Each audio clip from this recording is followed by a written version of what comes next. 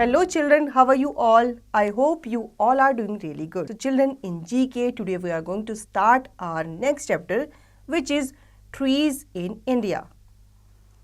Unscramble the words to get the names of trees.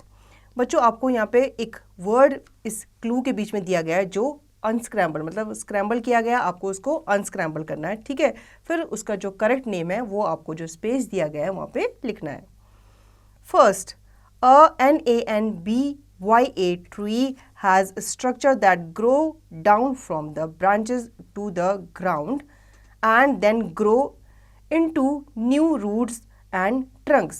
बच्चों ये जो ट्री का स्ट्रक्चर है इसमें की रूट जो होती है वो ऊपर से नीचे की तरफ को ग्रो करती है, ठीक है। और जब वो नीचे सॉइल तक पहुंचती है, टच करती है, तो वहाँ पे वो न्यू रूट में कन्वर्ट हो जाती है, ठीक है। इस तरह से नया जो ट्री है वो बन जाता है।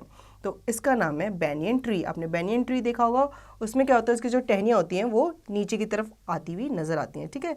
तो इसे बैनियन ट्री कहते हैं। Second, twigs from the NEME tree are used for brushing teeth in India and Pakistan. बच्चों इसके जो ट्विग्स होते हैं, ठीक है, जो छोटी छोटी टहनियाँ होती हैं उसको हम टूथपेस्ट की तरह यूज़ करते हैं, ठीक है, अपने दांतों को मंजन करने के लिए यूज़ करते हैं, क्योंकि कहा जाता है इसकी जो टहनियाँ होती हैं वो हमारे दांतों के लिए अच्छी होती है। तो इसका नाम है नीम। तो आप यहाँ पे नीम लिखोगे।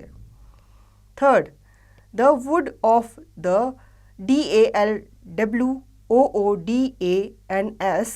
tree is used in making incense sticks and perfumes. Karnataka is famous for this tree. बच्चों कर्नाटका में ही ये ट्री पाया जाता है और इससे बहुत सारी जो धूप अगरबत्ती आपने देखी है उसकी स्टिक्स बनाई जाती हैं और काफ़ी परफ्यूम भी बनाए जाते हैं।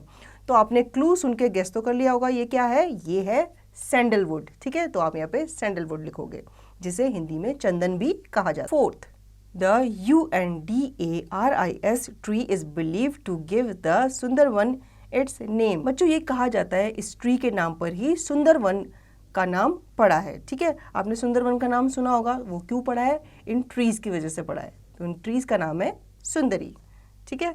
Fifth, it is said that Gautam Buddha was born under the ALS tree. ये तो बहुत ही सिंपल है और आपने सुना भी होगा, गौतम बुद्धा जो थे वो इस ट्री के अंडर ही बॉर्न हुए थे, ठीक है। तो इस ट्री का नाम है साल ट्री। तो आप यहाँ पे इसका नाम लिखोगे। Sixth, the OCCONUT tree is called the tree of life because it gives a lot of products and by products. One important product from this tree is copra. बच्चों ये जो ट्री है ये ट्री ऑफ लाइफ माना जाता है क्योंकि इस ट्री से काफ़ी चीज़ें बनाई जाती हैं, ऑयल भी बनाया जाता है, वाटर भी बनाया जाता है और बाकी के प्रोडक्ट भी बनाए जाते हैं, ठीक है। अब इसमें बताया गया है कि इस ट्री से बनने वाली एक इम्पॉर्टेंट चीज़ जो है वो है कोपरा। तो इस ट्री का नाम है कोकोनट ट्री, ठीक है। अब आपने देखा होगा, आप कोकोनट वाटर भी पीते हो, आप कोकोनट ऑयल भी यूज़ करते हो, कोकोनट बर्फ़ी भी आप बनाते हो, ठीक है। और काफ़ी डिशेस में कोकोनट को यूज़ किया जाता है, ठीक है। इसीलिए इसे द ट्री ऑफ लाइफ कहा जाता है। Seventh, OEDARD is the national tree of Pakistan. ये जो ट्री है ये पाकिस्तान का नेशनल ट्री माना जाता है। इसका नाम है देवदार, ठीक है। तो आप यहाँ पे करेक्ट करके इसका नाम लिखोगे। Eighth, the PIALP tree is also known as the Bodhi tree. बच्चों ये जो ट्री है इसे बोधि ट्री भी कहा जाता है। इसका नाम है पीपल ट्री, ठीक है। तो आप यहाँ पे पीपल लिखोगे। Knowledge corner, the word flora refers to the plants of a particular area whereas the word fauna means the animals of a particular area.